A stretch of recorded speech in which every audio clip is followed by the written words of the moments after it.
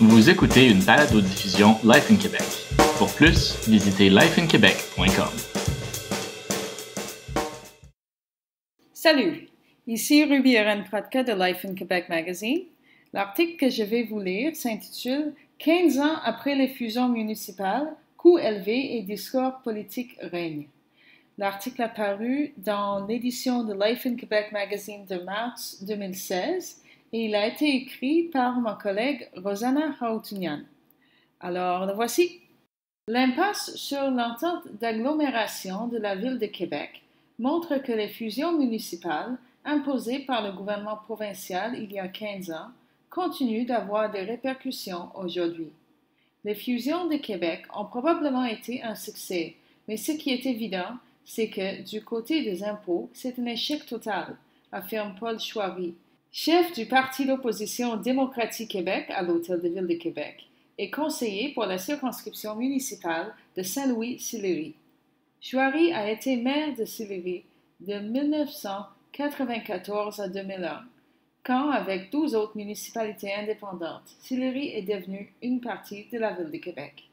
Il n'y a pas eu de gain pour les citoyens, dit Chouary. Les citoyens étaient bien desservis par la structure des 13 villes et certains services étaient déjà régionalisés. Il dit que les villes étaient prêtes à poursuivre cette régionalisation graduellement par elles-mêmes pour satisfaire les besoins de partage des services et d'équipements. Ce qui a plutôt suivi a par la suite été connu comme les fusions forcées. En décembre 2001, le premier ministre péquiste Lucien Bouchard a poussé la loi 170 à travers l'Assemblée nationale.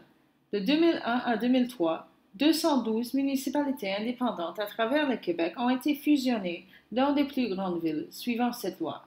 Le gouvernement et le maire de Québec de l'époque, Jean-Paul Lallier, voulaient des fusions parce qu'il disait que la région serait mieux desservie avec une structure plus régionale.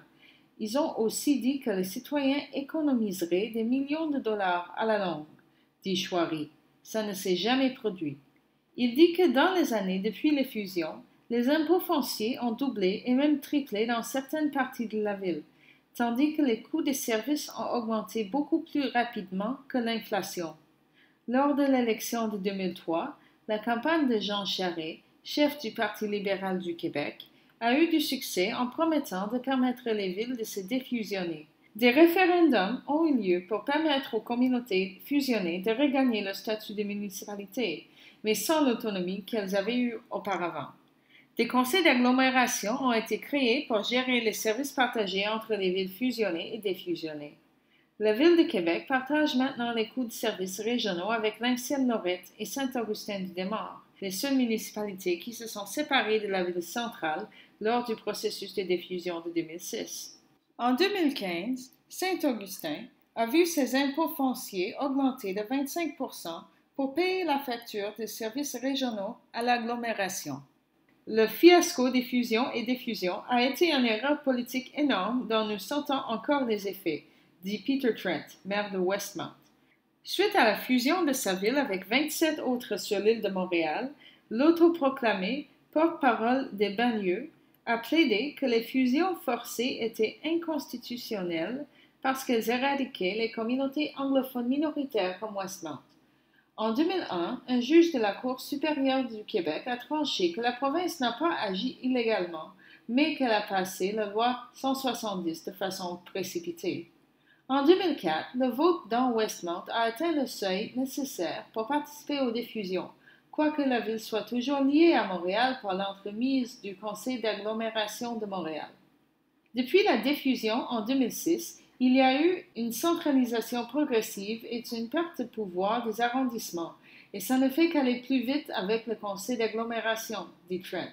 Ce n'est qu'une charade.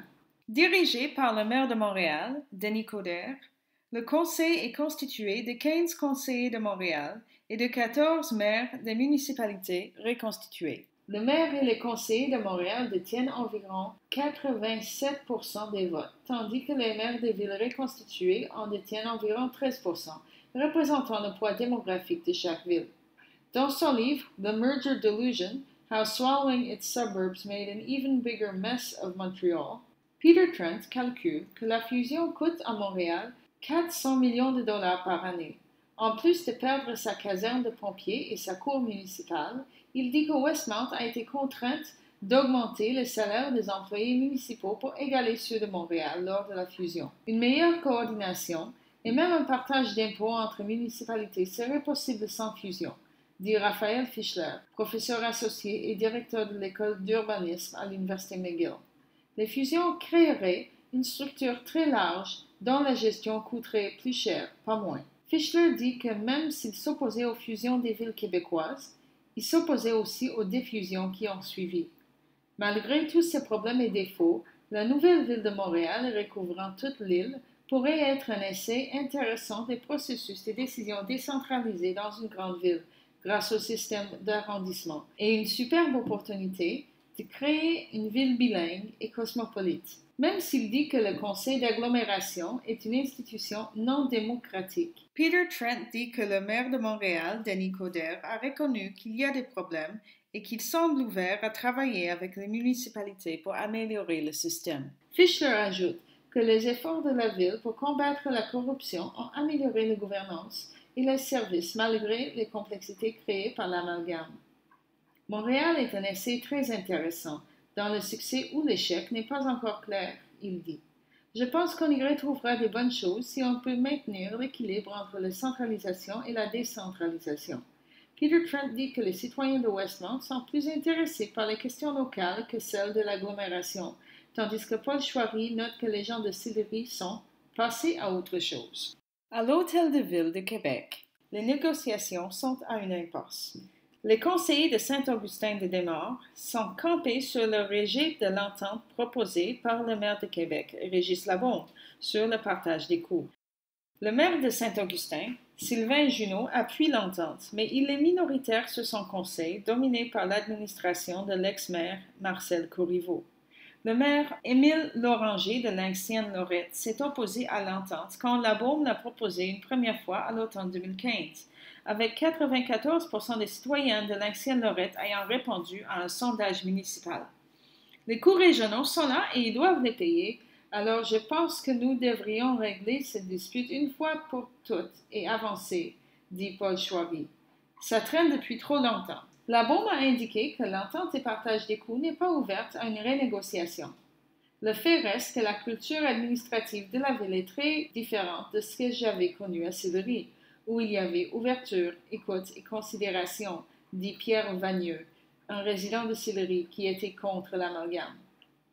Pierre Vagneux est maintenant président de la Coalition pour l'arrondissement historique de Sillery, un groupe citoyen qui travaille depuis 10 ans à éviter que la ville change le zonage du district historique de Sillery pour en faire un développement immobilier. Il y a certainement des consultations publiques, mais aucun débat ni explication des choix qui sont faits. Merci d'avoir écouté cette balado-diffusion Life in Québec. Pour vos nouvelles, actualités commentées et éditoriaux, visitez lifeinquebec.com/podcast.